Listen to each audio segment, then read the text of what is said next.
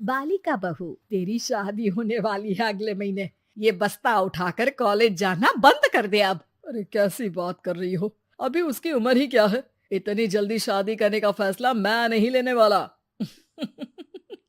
फैसला लेने के लिए तुम्हें कहा किसने है? अरे मैंने कह दी शादी है तो है अगले महीने।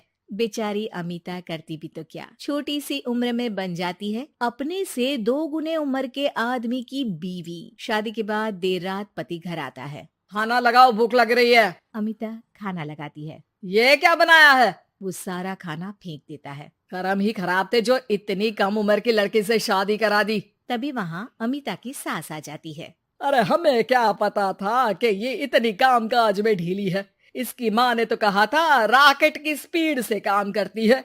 अमिता को आए दिन ससुराल में ताने, गालियां और कभी कभी तो मार भी पड़ती। सुन जा, अपनी माँ को बोल 50,000 रुपए भेजे, फ्री में नहीं रखना है तुझे। अरे मेरी एक आंख का ऑपरेशन भी तो करवाना है। अमिता को सास घर से निकाल देती है। अमिता परेशान होकर मायके की ओर जाती है। वो घर तो पहुंचती है लेकिन वहाँ ताला लगा है। अरे अमिता बेटी, क्या हाल बना रखा है तेरे पति ने? कहाँ है वो? अमिता पड़ोसी के सामने रोने लगती है। मुझे नहीं जाना उस घर में चाची। मेरे मम्मी पापा कहाँ है? उन लोगों ने तो ये मकान छोड़ दिया बिटिया। वो लोग तो कहीं और शहर चले गए। तुझे नहीं बताया? अमिता जोर जोर से रोने लगती है। नहीं बताया? ये क्या कर गए माँ पिताजी मेरे साथ? मेरी जिंदगी तो नर्क से भी खराब है। अब मैं क्या करूं? अमिता रोते हुए वहाँ से जा रही होती है कि उसे एक औरत मिलती है। अरे सुनो तो, रो क्यों रही हो? तो क्या करूं? हंसू? अमिता उस औरत को अपनी सारी कहानी बताती है। देखो, मेरा सिलाई का काम है। अगर तुम चाहो तो मेरे साथ ये काम कर सकती हो। बदले में मैं तुम्हें रहने की जगह, खाना और 1 दिन का 100 रुपया भी दूंगी। अमिता कुछ सोचती है और फिर उस औरत के साथ चल देती है। अब क्या था, अमिता की जिंदगी अपने मायके और ससुराल से दूर एक नए सिरे से शुरू होती है। रहना खाना फ्री होने के कारण अमिता रोज का पैसा बचा लेती। वो आसपास के लोगों के भी कपड़े सिलने लगी। और एक दिन सिलाई सेंटर की एक औरत कहती है, अरे वो साड़ी की कंपनी है ना, वो बिक रही है। पास बैठी अमिता सारी बात सुन रही थी। हाँ हाँ, बिक तो रही है, लेकिन उस बंद पड़ी मनहूस कंपनी को खरीदेगा कौन? तभी तो इतनी सस्ती बिक रही है, लेकिन कोई खरीदार नहीं है। फिर भी कितने की बिक रही है? अरे पूरे 5 लाख में मशीनों के साथ। लेकिन यहाँ कोई लेबर काम नहीं करेगा। पुराने मालिक ने किसी को पैसे ही नहीं दिए। उन लोगों ने कहा है कि जो नया मालिक आएगा वो लोगों को पैसा देगा। 5 लाख। अमिता घर आती है और अपने पैसे गिनती है। पूरे 3 लाख। अमिता सिलाई सेंटर वाली उस औरत के पास जाकर कहती है, चाची, मैंने इतने साल की कमाई में ये पैसे जमा किए हैं। पूरे 3 लाख है। वो बंद साड़ी की फैक्ट्री मैं खरीदना चाहती हूँ।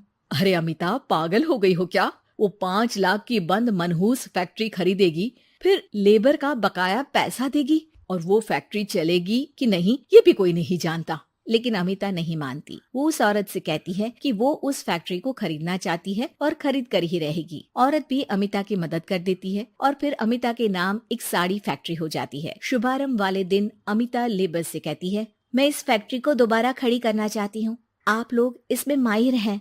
मैं नहीं जानती कि पहले वाला मालिक के काम करने का क्या तरीका था, लेकिन मैं अपनी योजनाओं के साथ आई हूँ। मेरे पास आप लोगों को देने के लिए अभी तो पैसे नहीं है, लेकिन मैं वादा करती हूँ 3 महीने में आप लोगों के पैसे ब्याज सहित आप लोगों को दे दूंगी। और ये क्या बात होती है? हम सारा दिन फिर से काम करें और पैसे ना मिले तो हम खाएंगे क्या?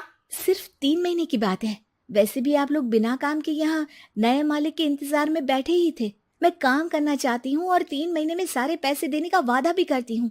लेबर आपस में सलाह करते हैं और अमिता की बात मान लेते हैं। सिलाई सेंटर से मशीन, सिलाई और कपड़े के ज्ञान में माहिर हो चुकी अमिता सभी के साथ मिलकर खुद काम करती। शहर और दूसरे शहरों में घूम घूम कर साड़ी का डिजाइन दिखाती और ऑर्डर लेती। अमिता को कई जगह से ऑर्डर आ जाते हैं। कई लोग उसके काम को सराहते तो कई आलोचना भी करते।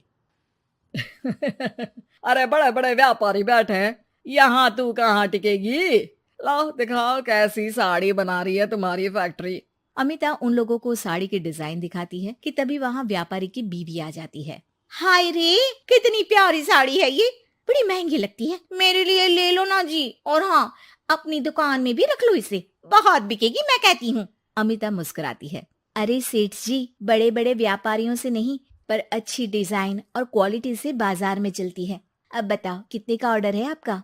धीरे धीरे अमिता का आत्मविश्वास और बढ़ता है। बड़े बड़े ऑर्डर्स के लिए वो खुद लेबर्स के साथ मिलकर सारा दिन सारी रात काम करती, और फिर वो दिन भी आ जाता है जब अमिता को लेबर को पैसे देने होते हैं। मैं आप लोगों से 3 महीने बाद आज के दिन ये बात करना चाहती हूँ कि मैंने जितने पैसे देने की आपसे बात की थी उतने मैं नहीं दे सकती। हम लोग जानते थे कि, पर आपकी कंपनी तो फायदे में है, फिर हमारे पैसे क्यों नहीं देंगी? मतलब आप लोगों के बकाया पैसे, ये 3 महीने के पैसे और ब्याज के साथ मैं आप लोगों को 10% का मुनाफा भी दूंगी। सभी खुश हो जाते हैं।